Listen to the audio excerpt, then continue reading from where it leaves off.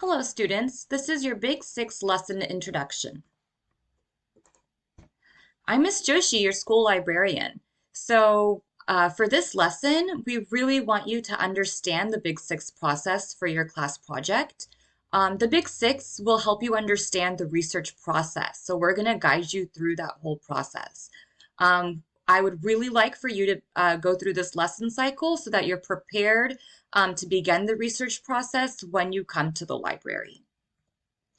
I want to go over some standards with you. So for the TEKS, for our state standards, I want you to be able to develop and follow a research plan with adult assistance. For the Common Core standards, I want you to be able to conduct short research projects that use several sources and build knowledge through investigation of different topics. For the ISTE standards, I want you to plan effective research strategies to locate information and resources.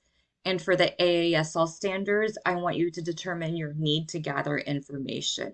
Notice how all of these standards are related to research. So you're probably asking, what is the Big 6? Well, it's essentially an information problem solving process that goes through 6 stages. It can be used for everyday context. It can also be used for research. We want you to apply these 6 stages for your research. Later in the lesson, I will go through all of the 6 stages with you. First, before I go through those 6 stages, I'd like for you to complete a pre-assessment. So these questions will just ask you what is the Big 6, what are some of the different stages of Big 6, or what the purpose of some of those stages might be. Don't worry about this pre-assessment. You must complete it, but it'll just help me and your teacher know what our steps will be to help you go through this whole process.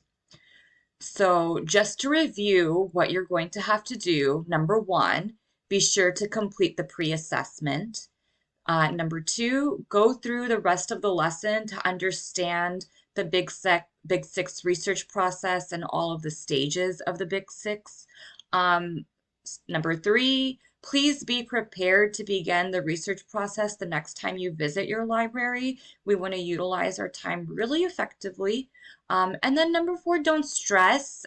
We know that this might be a new research process for you, but your teacher and I are here to guide you.